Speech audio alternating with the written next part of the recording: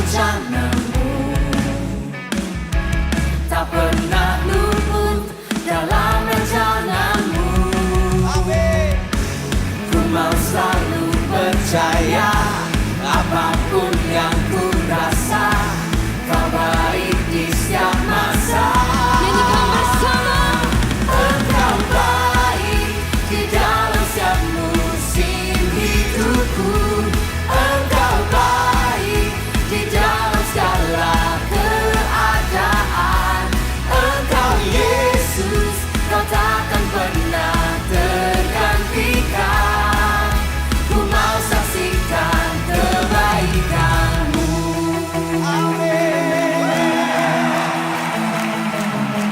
Bersama. Tak pernah salah dalam perbuatanmu, Yes Lord. tak pernah lalai tepati janjimu, tak pernah gagal dalam rencanamu, tak pernah luput dalam rencanamu. Katakan, ku mau selalu percaya, apapun yang ku rasa, kau baik di setiap masa. Engkau baik di dalam setiap musim hidupku. Engkau baik di dalam segala keadaan. Engkau Yesus, kau takkan pernah tergantikan. Ku mau saksikan kebaikanmu. Engkau baik di dalam setiap musim hidupku. Engkau baik di dalam segala keadaan. Engkau Yesus, kau takkan pernah tergantikan. Ku mau saksikan kebaikanmu. We praise you Lord. Come on bersama-sama teriakan.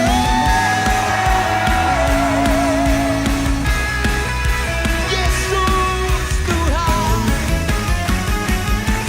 Angkat tangan kita sama-sama sini. Engkau baik di dalam setiap musim hidupku. Engkau baik di dalam segala keadaan. Engkau Yesus, kau takkan pernah tergantikan.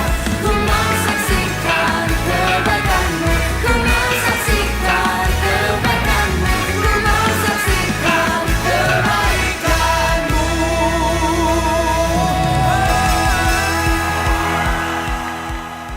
Halo semuanya, welcome to Hat-Trick Alpha Omega Church. Kita harap kalian tidak merasa canggung dengan cara kita mengangkat tangan, melompat, menyanyi, atau mendengarkan bahasa-bahasa yang mungkin asing bagi teman-teman.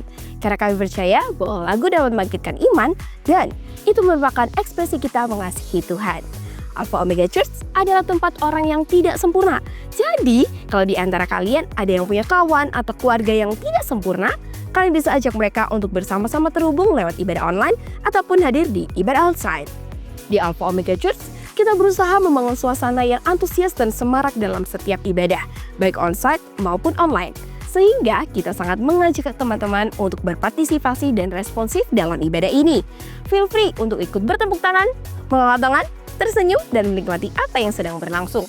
Berikut ini beberapa informasi yang baik untuk kita perhatikan. Ibadah raya setiap hari Minggu di 2 kali ibadah, jam 8 dan jam 10 pagi. Ajak keluarga, kawan, dan saudara kita untuk ibadah bersama. Teens online service bisa diakses setiap hari Minggu jam 7 pagi di YouTube Alpha Omega Church. Kalian bisa like, komen, share link kepada kawan dan saudara kalian. AOC Family, GAOC DPU hari Minggu tanggal 22 Februari 2026, kita akan mengadakan special Sunday service bersama Pastor Juan Mogi. Ibadah ini akan menjadi waktu yang penuh dengan hadirat Tuhan, firman yang menguatkan, dan worship yang memberkati. Jangan lewatkan kesempatan ini, ajak keluarga, teman, dan orang terdekatmu untuk bersama-sama beribadah dan bertumbuh di dalam iman. See you there! siap-siap ya, karena kita bakal punya acara yang seru, penuh cinta, tawa, dan kebersamaan. Tanggal 28 Februari 2026 jam 6 sore, ada acara Valentine's Games Night. Nah, acaranya itu ada permainan seru, hadiah yang menarik, dan momen kebersamaan yang nggak boleh kamu lewatkan. Datang sendiri boleh, tapi bareng pasangan makin seru nggak sih? Bareng teman-teman juga makin rame. Yuk ajak teman-temanmu dan jangan sampai ketinggalan. Catat tanggalnya, pasang alarmnya, dan siap-siap buat malam Valentine yang tak terlupakan. Sampai jumpa di Valentine Games. Itu saja pengumuman yang bisa aku sampaikan. Enjoy the rest of the service. God bless you. Halo semuanya, welcome to Alpha Omega Church Teens Online Service. Senang banget bisa ngobrol sama kalian di sini, bisa kumpul dan bisa diingatkan sama Tuhan untuk beribadah ya kan. Mau mengingatkan kembali bahwa Alpha Omega Church adalah gereja dan tempat untuk orang yang tidak sempurna. Jadi kita ini mau bersama-sama disempurnakan dan mau ya menjadi lebih kayak Tuhan kayak gitu. Jadi sebelum aku mau mulai, aku mau nanya nih sama kalian semua. Pernah nggak sih kalian punya temen yang di social media sama kehidupan aslinya tuh beda, atau we would say fake ya kan. Jadi contoh kayak di social media tuh dia kelihatannya tuh baik banget, rohani banget, dikit-dikit story di gereja, dikit-dikit story ini itu lagi sama teman, lagi intinya baik banget image-nya. Ternyata pas ketemu in real life orangnya itu ternyata suka ngejek, suka marah-marah, suka gosip ya kan. Ternyata nggak sesuci atau nggak se-holy yang dia tunjukkan di social media. Nah, atau mungkin that's not your friend, tapi mungkin that's you. Soalnya it's okay ya toh. It's okay, aku sendiri juga kadang kayak gitu. Haha, no lies ya kan. But it's okay ya kan. Meskipun kayak kita sendiri kayak gitu, kita ini kan bersama-sama mau diproses, mau dibentuk lebih sama Tuhan biar kita ini ya kan kayak direalisasikan dan disadarkan sama Tuhan kalau misalnya hidup kita ini nggak benar ya kan. And that's okay gitu. Nah, hari ini kita ini mau bahas tentang hidup kesaksian or life of testimonies. Kira-kira apa sih yang Tuhan mau ajarkan sama kita? Yuk kita baca satu ayat ini, yaitu ada di Matius 5 ayat 16. Kita baca bersama-sama ya. 1, 2, 3. Demikianlah hendaknya terangmu bercahaya di depan orang, supaya mereka melihat perbuatanmu yang baik dan memuliakan Bapamu yang di sorga. Nah, di Matius saja tulisannya kayak gitu ya kan. It's not about how we perform, bukan apa yang kita tunjukin ke orang-orang, tapi di dalam hati kita, di dalam lubuk hati kita ini sebenarnya kita kayak, do we actually intend to do it? Kayak kita ngelakuin ini dengan sepenuh hati atau cuma buat perform doang? Nah, pertanyaan ini, sudahkah kita memuliakan Bapa kita? Sudahkah kita menunjukkan kalau kita ini orang Kristen sejujurnya gitu ya kan? Bukan karena, oh ya, I just show it in my social media, I just show it in Instagram because why not gitu ya kan? Nah, jadi apa sih yang kita harus lakuin biar kita ini bisa apply Christianity ini dalam hidup kita? Nah, yang pertama yaitu hidup dalam integritas menjadi terang dunia. Kita baca bersama-sama di Filipi 2 ayat 15. Supaya kamu tiada beraib dan tiada bernoda sebagai anak-anak Allah yang tidak bercela di tengah-tengah angkatan yang bengkok hatinya dan sesat ini, sehingga kamu bercahaya di antara mereka seperti bintang-bintang di dunia. Nah, kalimat terakhirnya aja bilang, sehingga kamu bercahaya di antara mereka. So it's like we are meant to shine gitu kan. Kita ini kayak ada, apa ya, kita ini berhak buat jadi beda gitu lah anggapannya. Jadi kalau misalnya kita jadi orang Kristen dan kadang kita merasa kayak, aku ini malu ya toh jadi orang Kristen, orang-orang ini bisa tahu kalau aku ini orang Kristen dan kadang tuh aku dijauhin. But sometimes kita harus kayak gitu loh buat nunjukin kalau misalnya kita ini beda sama mereka kayak gitu. Nah, so ini yang harus kita perhatikan gitu loh. Apapun hal jahat yang di dunia ini kayak ada, intinya whatever happens in the world, kita tuh harus bisa tetap punya integritas. Tetap mikir dulu, atau kita bisa ngomongnya positive thinking ya kan. Harus tetap positif ya toh. Whatever happens ya kan. Mau dia jauhin aku, mau dia putusin aku, mau ini, mau itu, kita harus tetap bisa positive thinking. Nah, gimana caranya buat kita bisa melatih diri kita buat menjadi terang dunia? Nah, yang pertama adalah tetap jujur meskipun semua orang kompromi. Nah, we all know ya kan, kita semua tahu kalau misalnya kita nih sesama manusia, tetapi kita nih hidup di lingkungan yang berbeda-beda, kita bertumbuh di lingkungan yang berbeda-beda, kita mempunyai keluarga yang berbeda ya kan. Nah jadi pasti semua orang akan memiliki pendapat yang berbeda-beda. Anggapannya kalau misalnya pendeta kita yang kembar aja bisa memiliki pemikiran dan lifestyle yang berbeda, apalagi kita yang beda orang tua ya kan. Nah, so selain kita harus tetap jujur meskipun semua orang kompromi, kita harus tetap setia dalam tanggung jawab kecil meskipun dunia menganggap remeh kesetiaan. Lately, sekarang ini kan lagi banyak kasus orang-orang dikit selingkuh, yang dikit-dikit selingkuh ya kan. Nah itu kan not a good example ya kan. Anggapannya kalau kita dulu ya kan kayak maksudnya kalau misalnya kita diselingkuhin dulu, kita diselingkuhin, doesn't mean kita harus selingkuhin our next partner, right? Gitu kan. Nah, terus kalau misalnya kita, anggapannya kalau misalnya teman atau mantan kita gitu, teman atau mantan kita bisa move on dalam jangka 1 bulan, doesn't mean kita harus move on dalam jangka waktu yang sama juga kan. Izin gitu ya kan. Katanya kalau misalnya nggak izin nanti disuruh bayar cash guys. Anyway, nah intinya setia dalam tempat kerja juga kayak gitu. Meskipun mungkin kayak bosnya agak keras atau agak strict, kita harus tetap bisa setia di tempat kerja itu ya kan.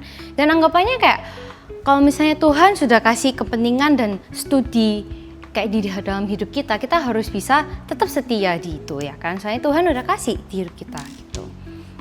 Terus yang poin terakhir yaitu tetap bersyukur meskipun keadaan itu sulit. Nah sama kayak aku ngomong tadi, meskipun tempat kerja kita kelihatannya kayak aduh sulit bos ini lo mencekno, kita harus tetap bisa setia and tetap bisa positive thinking kayak it's okay lah, as long as aku dikasih shift, aku dikasih kerja itu still okay gitu loh. At least kan kamu digaji ya kan. Tapi misalnya kamu nggak digaji itu baru kamu ngomel loh gitu loh ya toh.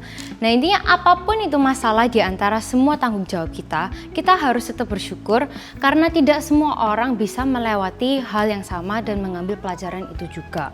Nah salah satu contoh yang aku bisa kasih adalah kita bisa tetap ingat Tuhan dan mendoakan orang-orang meskipun hubungan pertemanan atau keluarga kita rusak gitu. Anggapannya contoh one of our fake friends, tahu-tahu dia backstab kita kayak gitu, ngomongin di belakang, terus gossiping about you, and then instead of being negative about it ya kita bisa be positive about it. Kita kita mengasihi ya kan, kita mengasihi, terus kita doain mereka gitu. Meskipun mungkin mereka nggak bisa langsung berubah, but just by praying and then being integrate, kayak maksudnya being integrate with what you with praying itu is good and one of the best kayak steps gitu sih. Nah, and then it brings me to poin kedua ya kan. Tadi poin pertama kan hidup dalam integritas menjadi terang dunia. Nah, yang kedua, hidup yang diubahkan adalah kesaksian terkuat. Nah, aku mengajak kalian berbaca bersama-sama di 2 Korintus 5 ayat 17. Yes. Jadi siapa yang ada di dalam Kristus, ia adalah ciptaan baru, yang lama sudah berlalu. Sesungguhnya yang baru sudah datang. Yang kayak lagunya yang kalian dengerin sekarang tuh lo jeduk-jeduk ya toh. Yang berlalu soba abu. Nah itu, kalau misalnya kalian dengerin lagu itu, anggapannya you guys can apply that to your life also. Yang berlalu sudah berlalu gitu loh. Ngapain kalian harus gamon atau harus mikirin itu terus ya kan. Nah kesaksian itu dimulai dari perubahan. Orang tidak bisa memberi kesaksian tentang sesuatu yang tidak ia alami. Hidup kesaksian lahir dari perjumpaan pribadi dengan Kristus. Anggapannya, you cannot give advice kayak if you've never been in one ya kan. Anggapannya, kamu nggak bisa kasih advice pemain basket kalau misalnya kamu nggak pernah main basket. Kamu nggak bisa kasih advice orang putus kalau misalnya kamu sendiri nggak pernah merasakan sakit hati ya kan. Kayak kamu nggak bisa relate sama orang itu kalau misalnya you've never been into that situation. So yeah, it's like anggapannya kita nggak bisa mengasih pengetahuan atau input kepada seseorang kalau kita sendiri tidak melewatinya. Jadi hari ini kita bukan membahas kalian ngomong ke teman kalian, orang Kristen itu kayak gini, orang Kristen itu kayak gitu. Tapi kita mau sama-sama belajar untuk mau berubah dari hal-hal yang kecil-kecil. Jadi contoh ya, mungkin kalau misalnya putus sama kayak pemain basket seems like gede gitu ya. Kalau hal-hal kecil mungkin kayak kalau pas macet, lagi nyetir nih, naik mobil atau naik motor ya, anggapannya terus teman kita ngomel-ngomel, aduh macetnya ya, nah, ini bau bensin, bau gas, panas banget. Kita nih bisa loh ngomong ke mereka, it's okay, kita enjoy aja jalanannya ya kan. Kan kamu lagi sama aku, kan kita sama-sama manis, gituin. Ini bawa vibe-nya itu jadi happy, jadi ringan ya kan. Nggak perlu ditanggepin negatifnya mereka lah, anggapannya kayak gitu. Soalnya aku juga pernah waktu itu nyetir pas macet gitu, terus habis gitu temen aku ngomel kayak, aduh jalannya macet banget ya, aduh mobilnya nih, nah, and then aku bilang aja ke dia, it's okay, kita enjoy aja. I mean like, dunia kan juga bukan milik kita berdua ya kan, it's wajar gitu ya kan. Terus mungkin salah satu contoh yang lebih gampang, kayak dulu suka bohong gitu. Kamu sama temenmu suka bohong. Nah, mungkin you can invite your friend, kayak kamu bisa bilang ke temenmu, ayo kita sama-sama berdoa ya supaya kita nih nggak ngucapin yang nggak gitu. Kita bisa ngucapin kebenaran kayak gitu, ya kan? Nah, pas banget nih aku juga mau bilang ke kalian kalau tanggal 23 kita ini ada puasa 40 hari. Yuk, ayo kita sama-sama ngerubah hal-hal buruk di hidup kita. Jujur, waktu itu dulu aku ngira puasa ini buat apa sih? It's so stupid. Like why would you go on a kayak fast gitu kan? It's kayak nggak masuk akal gitu. But then waktu itu aku sempat melewati salah satu fase di hidupku yang lumayan menggoncangkan. Aku waktu itu masuk kayak puasa cuma sehari doang, tapi itu ternyata refreshing banget. Pakai banget pol-polan, and I realized ternyata puasa itu sepenting itu, and I'm so excited for this puasa 40 hari. Mungkin aku nggak ada di Indonesia bersama-sama keluargaku buat ngejalanin puasa ini, but I will be doing it in Melbourne. So kalau misalnya aku bisa ngelakuin di Melbourne, why can't you guys, ya kan? Jadi ayo kita bersama-sama, let's do this, let's be refreshed, let's be renewed in Christ, cause you know it's good gitu loh. And then aku mau ngasih contoh satu lagi. Itu ada di salah satu tokoh Alkitab, which is Paulus. Nah, Paulus dulu itu adalah penganiaya jemaat. Dia tuh kayak anggapannya nangkepin, terus kayak bunuh, terus dia tuh kayak masukin orang-orang Kristen ke penjara kayak gitu. Nah, itu ceritanya ada di Kisah Para Rasul 8-9 kalau kalian mau baca. And intinya tuh dia tuh dengan perjalanan hidupnya dia yang sudah kayak gitu ya, mungkin dia sudah lama jalanin itu, dia tuh bisa ketemu Yesus and he was changed, bro. Like he was changed, like he was freaking changed, you know. And then dia tuh dari pembenci Kristus, dia tuh anggapannya salah satu the biggest hater gitu. Dia jadi dia tuh diubah sama Tuhan. Dia jadi kayak orang yang paling cinta mati sekarang sama Tuhan kayak gitu.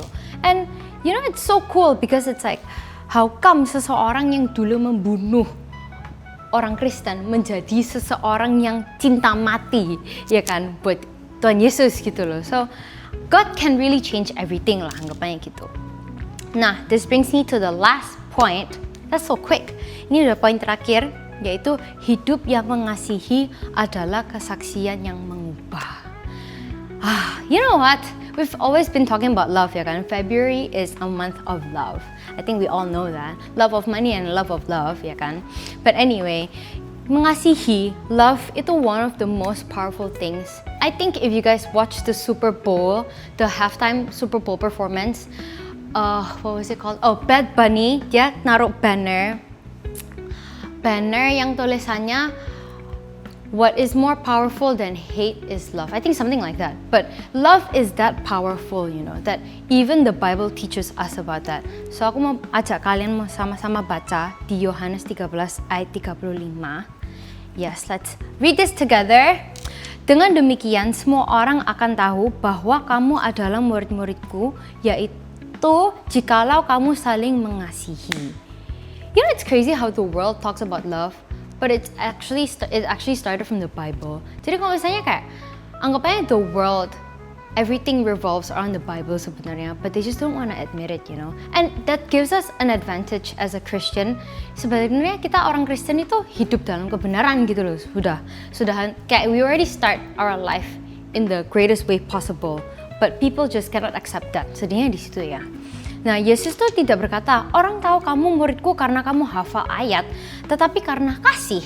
Mungkin kasih seems so easy ya, kayak halah, ya berarti kan aku tinggal kayak pura-pura ngasihin dia kan bisa. Ya, but it's not about that. If you keep on faking it, you won't make it gitu loh. It's not fake it till you make it, but fake it till you ruin yourself gitu loh. So, yeah, it's like, yes, love is good. faking it maybe is good, but kasih adalah bahasa universal yang dimengerti sama semua orang. So let's be real about it, you know. And aku mau ngasih contoh dari kehidupan Yesus sendiri. Yesus tuh makan bersama pemungut cukai. And then after that dia juga pernah nyentuh orang kusta. Dia pernah mengampuni perempuan yang berdosa.